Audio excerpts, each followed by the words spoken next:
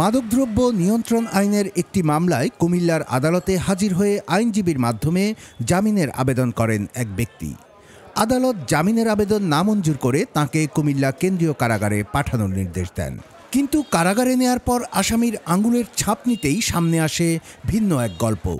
ফিঙ্গারপ্রিন্টে দেখা যায় ওই ব্যক্তি আসামি জোবাইদ নন, তার নাম নূর মোহাম্মদ। আপনারা যারা বিচারিতেছেন মুই কিন্তু হ্যাঁ না বোঝো না এই ব্যাপারটা। শুনতে ২০১৬ সালে মুক্তি পাওয়া বাংলাদেশি থ্রিলার সিনেমা আয়নাবাজি চলচ্চিত্রের কাহিনীর মতো হলেও বাস্তবে এই ঘটনা ঘটেছে কুমিল্লায়। ১২ আগস্ট এই ঘটনা ঘটলেও বিষয়টি জানাজানি হয় ২২ সেপ্টেম্বর।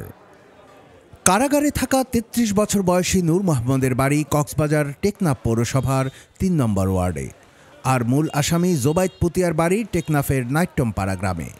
গত ১২ আগস্ট আইনজীবী AHM আবাদের মাধ্যমে কুমিল্লার অতিরিক্ত জেলা ও দায়রা জজ আদালতে জুবাইদ পুতিয়া নামে আত্মসমর্পণ করেন নূর মোহাম্মদ। এর আগে ২০১১ সালের আগস্ট মাসে কুমিল্লা সদর দক্ষিণ মডেল থানার একটি মাদক মামলায় জুবাইদ পুতিয়াকে কারাগারে পাঠায় পুলিশ। ২০১২ সালের ২৬ জানুয়ারি পর্যন্ত কারাগারে ছিলেন তিনি। এরপর জামিনে মুক্ত হলেও নিয়মিত আদালতে হাজিরা দিতেন।